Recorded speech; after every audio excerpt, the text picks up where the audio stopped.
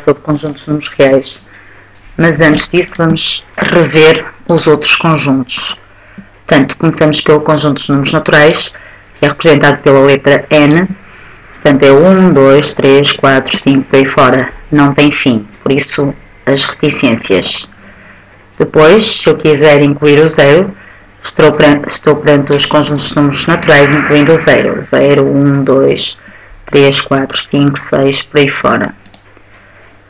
Seguidamente, vem o conjunto dos números inteiros relativos, portanto, os negativos, o zero, que é neutro, e os positivos.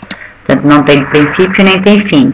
Subconjuntos de Z, temos o Z+, portanto, conjuntos de números inteiros positivos.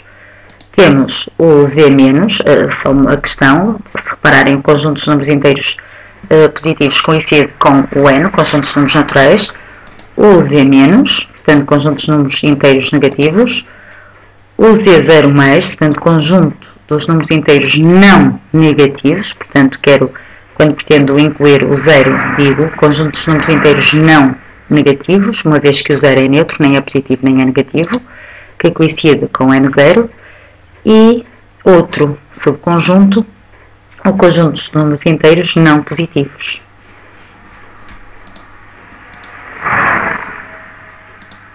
Ora, entretanto surgiu outro problema, por exemplo, como dividir 50 vacas por 3 herdeiros. Como a divisão não é exata, houve necessidade de encontrar e surgiu assim um terceiro conjunto dos números racionais. Portanto, vamos já ver. Para resolver este tipo de problemas, foram criados números fracionários, que se enquadram, que pertencem ao conjunto dos números racionais. Vamos já ver mais adiante. Números fracionários são todos os números que se podem escrever na forma de uma fração, que não representam o número inteiro. O que é que isto quer dizer? Por exemplo, se separarem 0,7 é 7 sobre 10, 3 quartos é igual a 0,25 e menos 2 terços. Portanto, todas estas frações, estes números, são números fracionários, porque não representam o número inteiro. Já, por exemplo, 20 sobre 1 é igual a 20 e menos 10 sobre 5 é igual a menos 2. Portanto, são ambos números inteiros, mas estão apenas representados por uma fração. Portanto, não são números fracionários.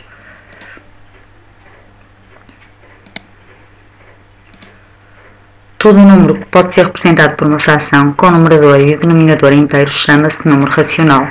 Portanto, conjuntos de números racionais representado por este símbolo aqui é igual ao conjunto dos números inteiros, mais reunido com o conjunto dos números fracionários.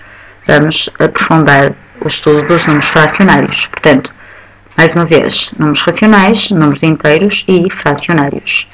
Subconjuntos de quê? É na mesma o que é mais, o que é menos, o que é zero mais e o que é zero menos. Já vimos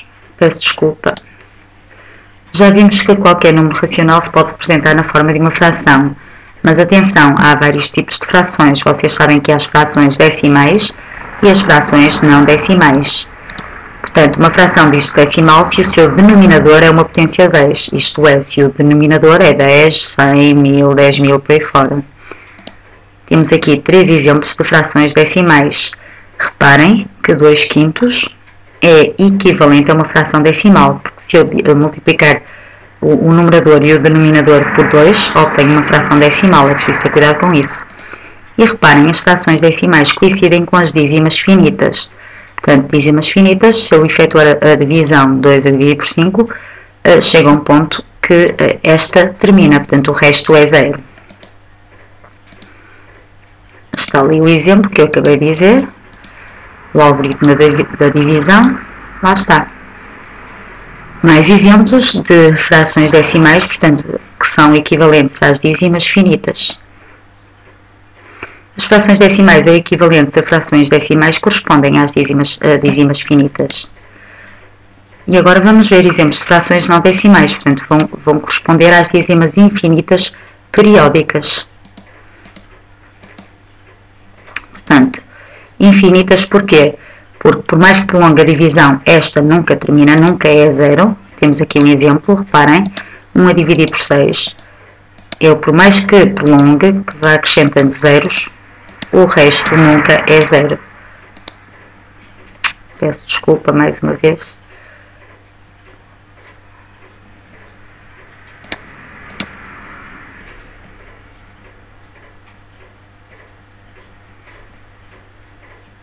cá está.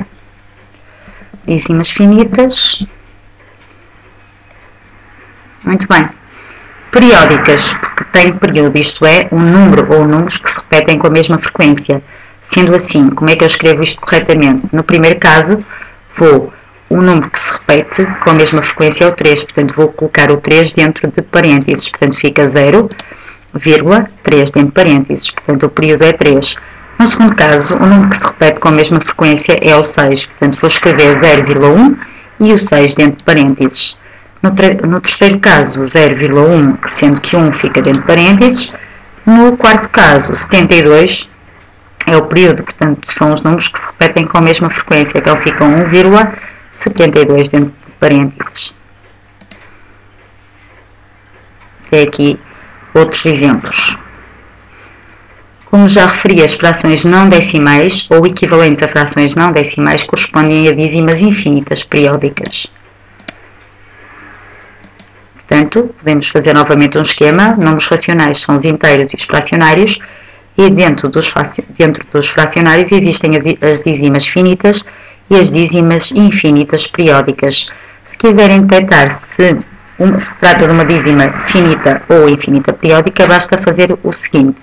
Para verificar sem efetuar a divisão se uma fração na forma irredutível é uma dízima finita, basta decompor os fatores em fatores primos os denominadores e verificar se esta é uma potência de 2 ou de 5, ou o produto de uma potência de 2 por uma potência de 5. Portanto, se eu tiver uma fração qualquer e quiser verificar se ela é uma dízima finita, basta-me fazer o quê?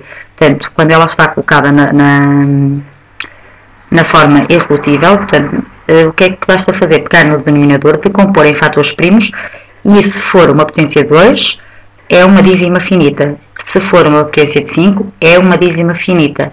Se for também um produto de uma potência de 2 por uma potência de 5, é também uma dízima finita.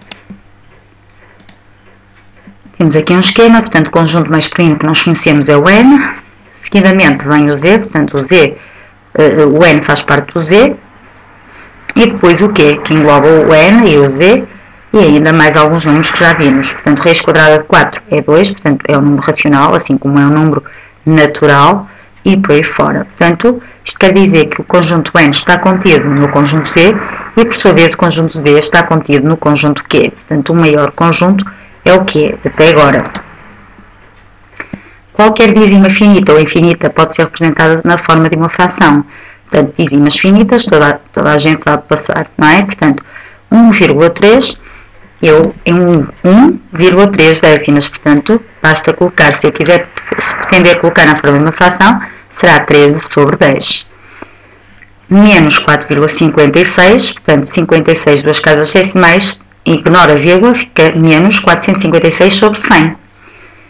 Menos 0,17 milésimas, portanto, isto são menos 17 milésimas, então como é que eu escrevo? Menos 17 sobre 1000. Relativamente às dízimas infinitas periódicas, também se consegue, utilizando a técnica que eu vou explicar. Por exemplo, neste caso, pretendo passar esta dízima infinita periódica a uma fração. Olho para o período, como o período é constituído por um único elemento, vou multiplicar por 10. Portanto, o que é que eu faço? 1,3 é igual a x. O que é o x? É a minha fração. Percebem que eu vou descobrir. Como o período é constituído por um único elemento, vou multiplicar ambos os membros da equação por 10. Portanto, fica o quê? Reparem que 1,33333 é igual a 1,3 dentro de parênteses. Portanto, multiplicando por 10 dá 13,3333. E x vezes 10 dá 10x. Efetuando agora a subtração, fica 12 igual a 9x. Resolvendo esta equação, portanto, x é igual a 12 sobre 9. Ok, se quiser pôr na forma irredutível, dá 4 terços. Se repararem, se for à calculadora, 4 terços vai dar o quê? 1,33333 por aí fora. Está bem? Portanto, corresponde à dízima infinita periódica 1,333. Outro caso. Neste caso, o período é constituído por dois algarismos. Então, eu vou pegar nesta dízima e igualar a x e multiplicar ambos os membros da equação por 100. Reparem, depois efetuo a subtração e dá o quê? 155 é igual a 99x. Portanto, x é igual a quê? 155 sobre 99. Se forem à calculadora, obviamente que dá 1,56, 56, 56, por aí fora. Portanto, corresponde a esta dízima infinita periódica. E sempre assim, se o período fosse constituído por 3 algarismos, teriam de multiplicar ambos os números da equação por 1000. Números reais. Ora bem, então, os números reais vai ser igual a quê? Ao conjunto dos números racionais mais o conjunto dos números irracionais, acrescido os conjuntos de números irracionais. E o que é que são os números irracionais? São todas as dízimas infinitas não periódicas, por exemplo, raízes que não representam números inteiros, sei lá, raiz quadrada de 3, raiz quadrada de 7, raiz cúbica de 2, por aí fora. Portanto, e também alguns números conhecidos, entre os quais o π, o número de Neper, que vocês vão conhecer mais tarde, etc. Importante, os números irracionais não podem ser representados na forma de uma fração de termos inteiros, contrariamente aos, aqui falta aos números racionais, que são números que se podem representar na forma m sobre n, sendo m e n números inteiros e n diferente de zero. Claro, diferente de zero, porque vocês sabem que é impossível dividir por zero, certo? Portanto, se vocês virem uma fração qualquer em que o denominador e o numerador sejam números inteiros, já sabem que essa fração nunca corresponde a um número irracional, não corresponde a uma dízima infinita não periódica. É sempre um número racional, está bem? Ou é uma dízima finita, ou é uma dízima infinita periódica. Isto é muito importante. Querem ver porquê? Precisamente por causa disto, porque as vossas calculadoras são limitadas. Reparem, esta fração aqui, 343 sobre 17, é constituído, este que vocês estão a ver, este número que vocês estão aqui, tem estas casas, o período é constituído por um período com 16 algarismos. Portanto, se vocês não souberem disso, a vossa calculadora o visor da calculadora não permite mostrar tantas casas decimais e, portanto, pensariam que estariam perante uma dízima infinita não periódica, ou seja, um número irracional, e não é verdade, tá? E como é que nós sabemos isso? Porque o numerador e o denominador são números inteiros, logo nunca correspondem a números irracionais. E há muitas mais, por exemplo, esta é constituída, o período que está aqui a laranja, é constituído por 22 algarismos. Esta aqui, vejam lá, o período é constituído por 294 algarismos. Portanto, não te esqueças, qualquer número fracionário em que a dízima é infinita é sempre uma dízima infinita periódica, portanto, um número racional. Está bem?